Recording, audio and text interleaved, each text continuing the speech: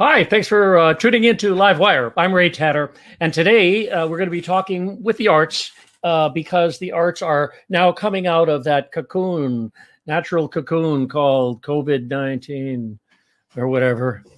At any rate, we're finding out more and more about how the arts are becoming alive in our community. And with me today in the studio, will be Robert Van, who is general manager of the Symphony, and also the new conductor. He is Ryan Murray, and he's going to be talking to us about the upcoming season of the wonderful Sacramento Youth Symphony. So stay tuned for LiveWire right after this.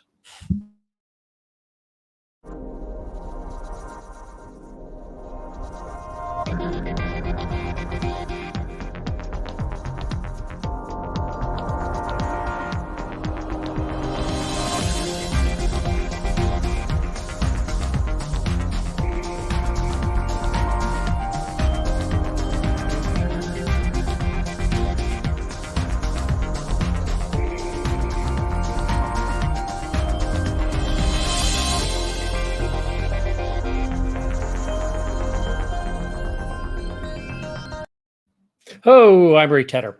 Welcome to LiveWire, and I want to welcome Robert Van and Ryan Murray. Hi, guys. Hi. Poof. Oh, magic. There we go. All right.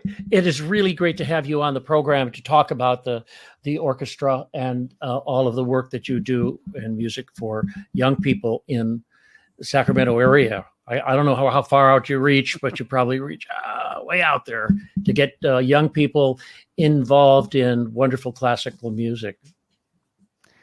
Well, thank you. Yes, so much. We do. Yes, we do. I can tell you, we have kids that come as far as Napa to the west, all throughout the foothills to the east. We've had kids come down from as far as Redding from the north, and certainly Chico, and then Stockton, and all those communities down south. So we pull from more than 100-mile radius. This is great. And that's great. It's just fantastic. And so I want to welcome you, young man, as the new conductor of this great orchestra. And you're walking down the street one day and said, gosh, I want to be a conductor. That's not what happened, right? Not exactly, but it's not too far from that. You know, I grew up in Sacramento. I don't come from a musical family. Nobody in my family plays an instrument or has an affinity for classical music. And I played in the public school system. And I actually was a member of the Sacramento Youth Symphony when I was in high school. And so I graduated high school, went to college to study music, and I was always kind of that person that would be helping out with sectionals or, you know, maybe taking over if the teacher was absent or that sort of thing. Mm-hmm. And so news kind of gets around about that. And actually one of my important first conducting experiences was because of Robert Van, who's with us here today. Robert composed a piece as a composition student and needed someone to conduct it on the recital.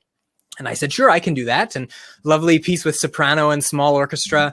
And the orchestra teacher, who also taught composition at Sac State, was standing in the back of the room.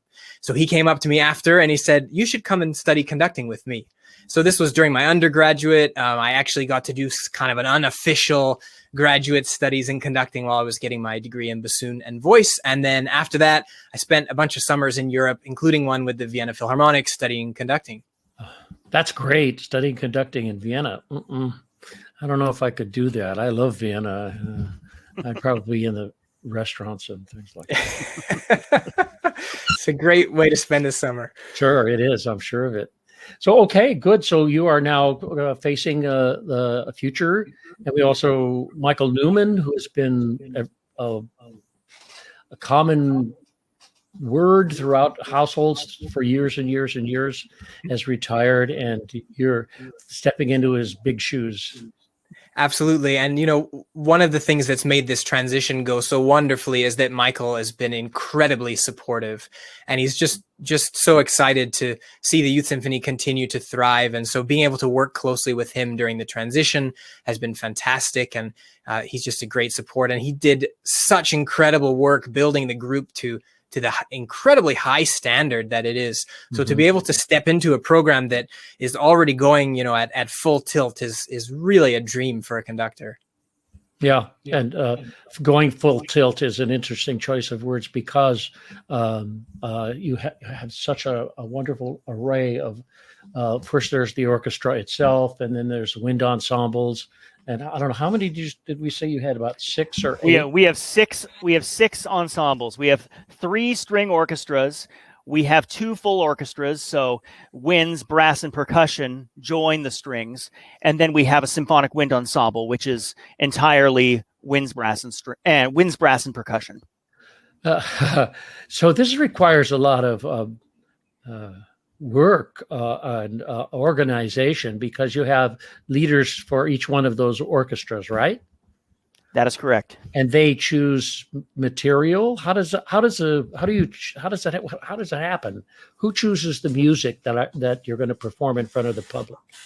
So each conductor chooses the music for their ensemble based on the auditions for the year and the strengths and weaknesses of the ensemble and what kind of educational goals we might have as well.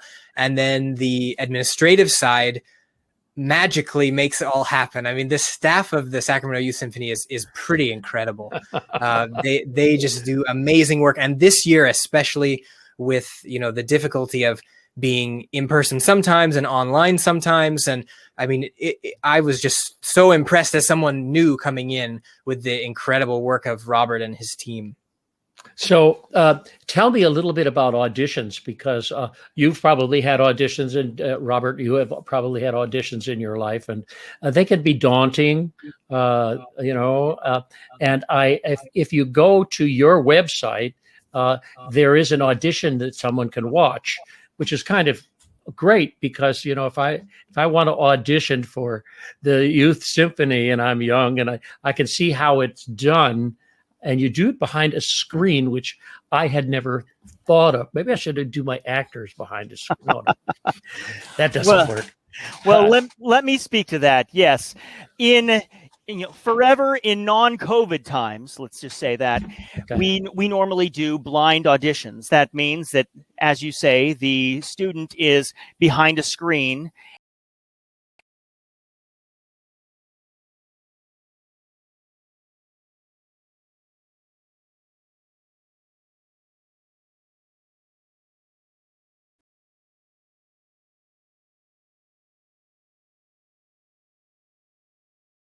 Cut to this year and last year, when we were not able to do in-person live auditions, we actually, for the first time, we conducted video auditions. So this year and last year, we have done our auditions entirely via video. So our kids, they record themselves, they send the videos into us, and then our judges will take a listen and adjudicate accordingly.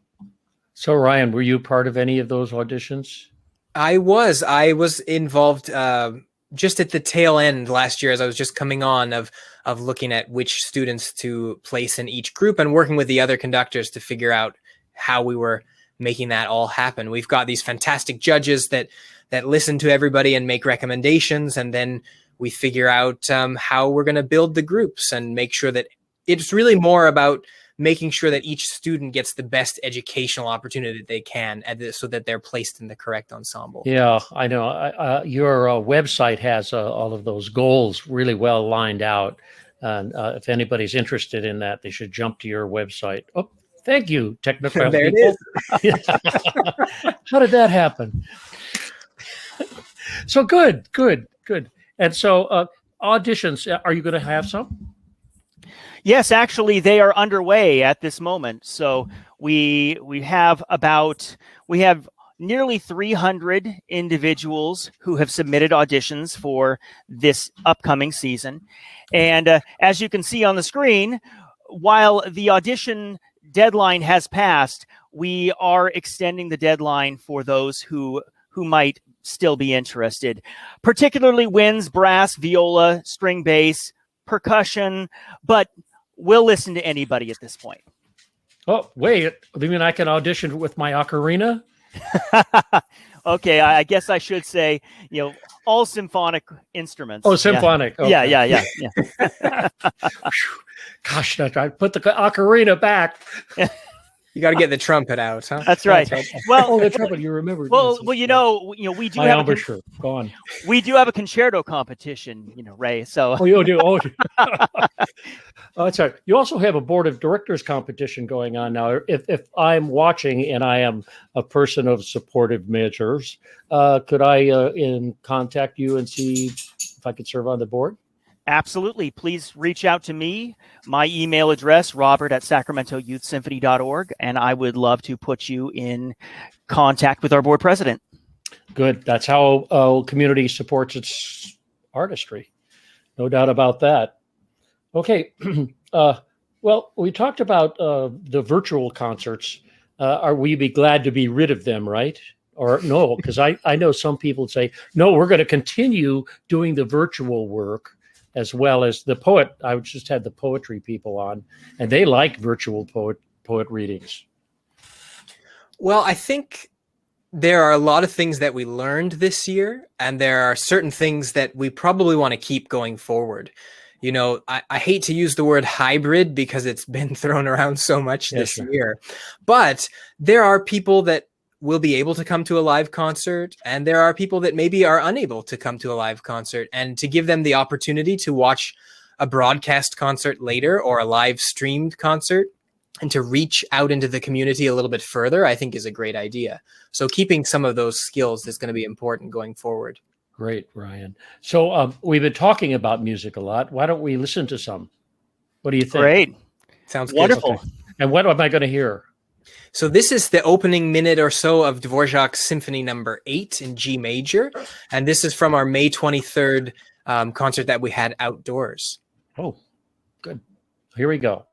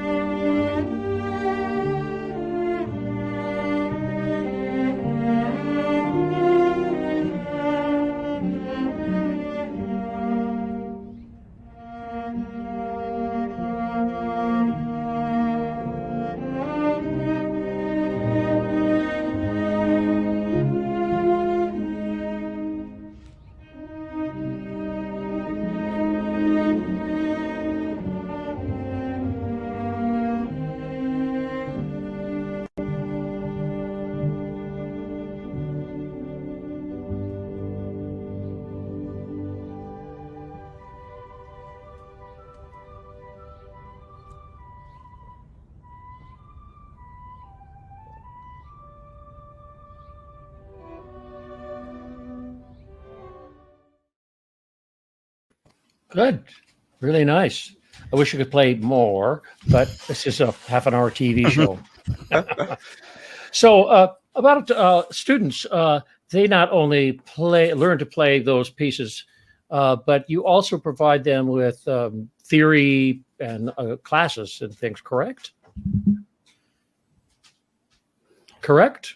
Would you like to take that, Ryan? Sure, yeah. So, there's a lot of different things that go into learning to play in an orchestra, and the probably what on the surface seems like the most important thing, learning your part and being able to play it, is actually really kind of just the tip of the iceberg, because there's learning about playing in the ensemble, there's learning about how to listen and how to work with colleagues. I mean, there's a lot of things about playing in an orchestra that help you to become a better person in your everyday life, working well with others, listening to others. These kind of things are the skills that we develop in an orchestra.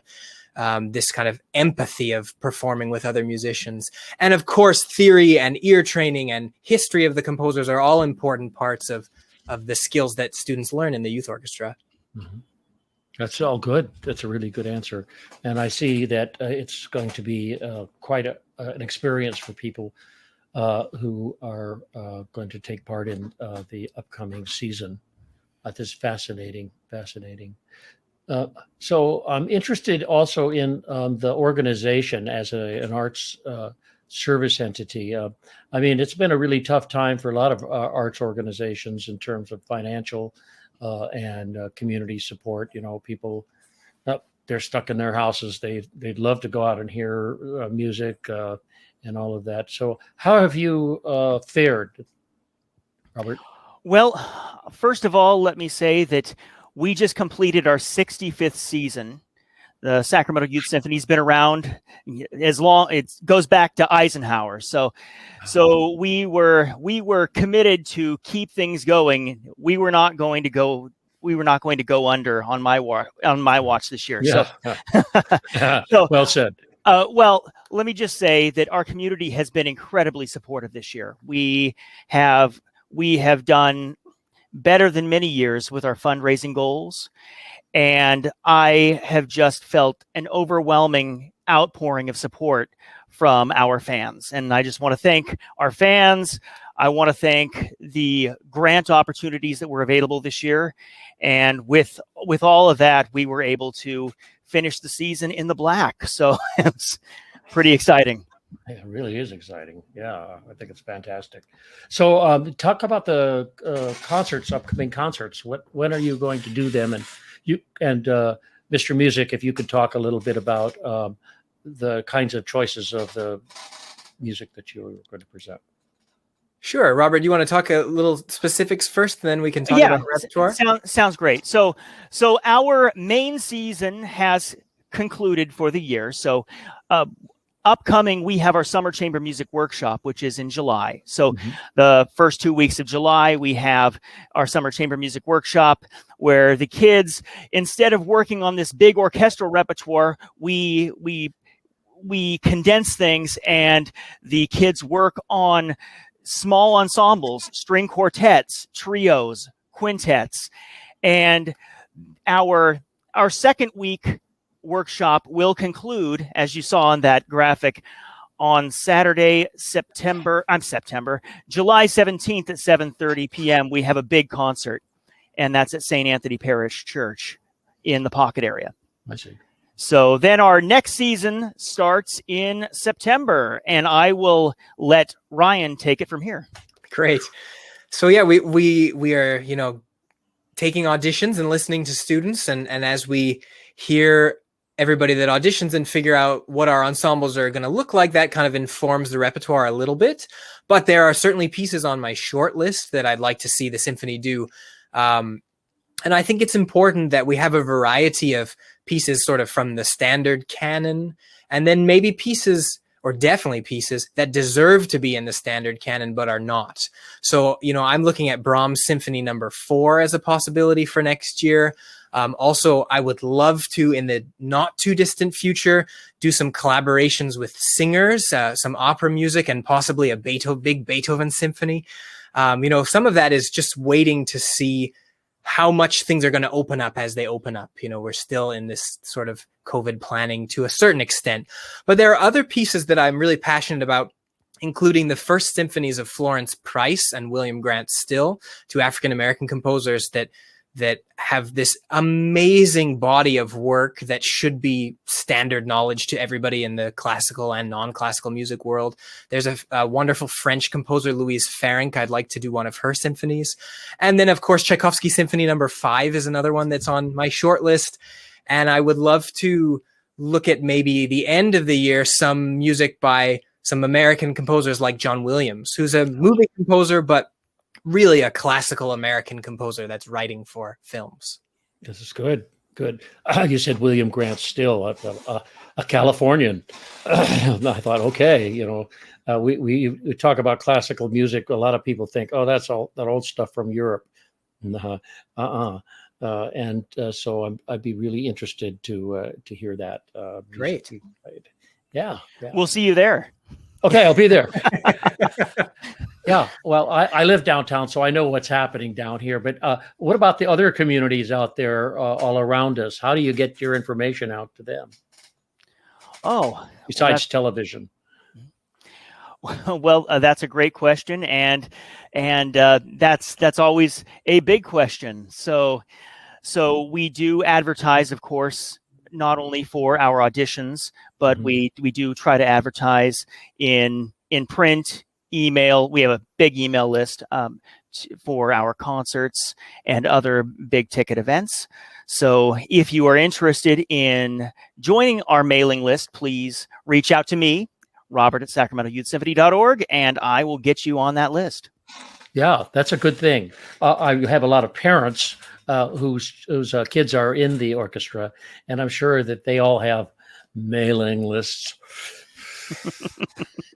And they might provide them or take what you send and fire them out to everybody about when their kid is playing, of course.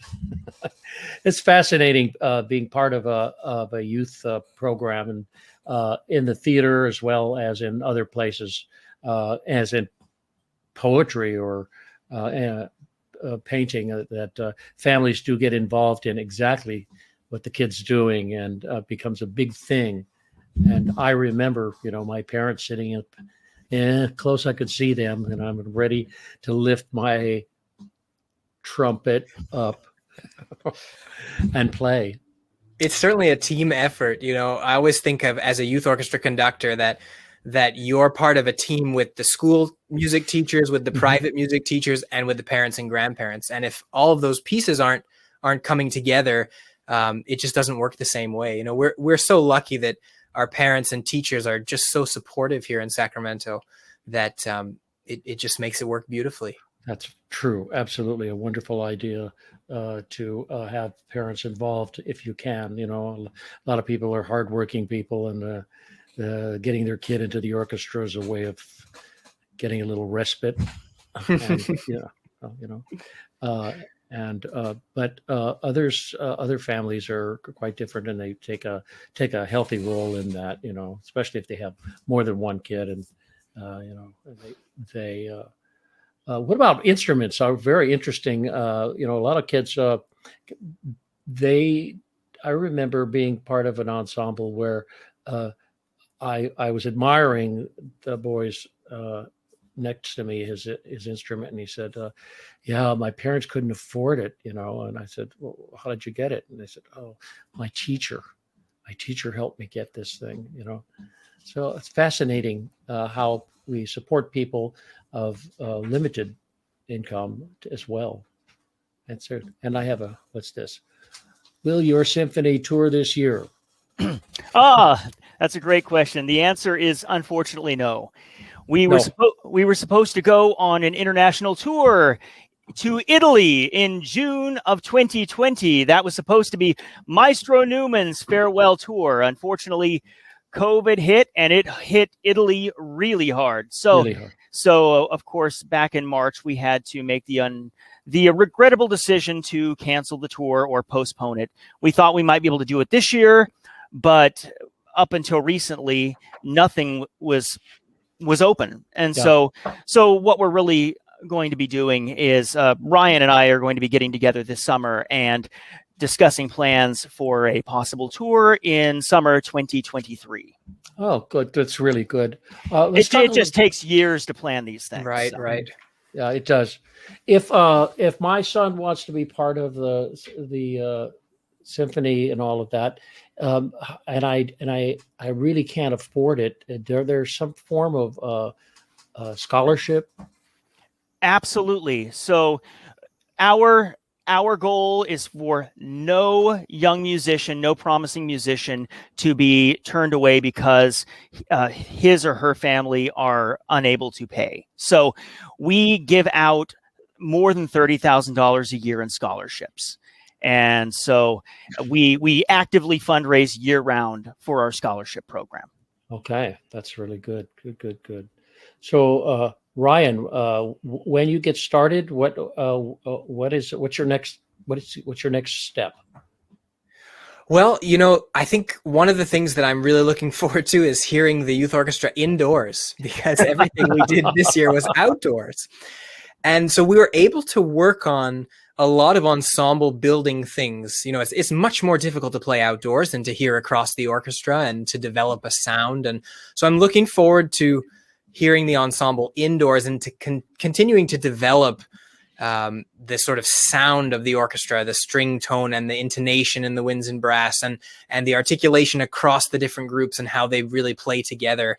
And just to continue to work on listening, you know, my philosophy of ensemble playing and conducting is not so much that you have to rely on the conductor for every single thing, but that you have to listen to each other, and you have to listen to each other and develop the sound together. And so I think that's going to be, first of all, a lot easier to do indoors, but we're going to just be able to continue the great work that we did this season already. Oh, that's great. All right. And one last question. I think it's the last question. I've got a couple of minutes. I'm really interested in, this is a beautiful orchestra, and it's been going for years and years and years.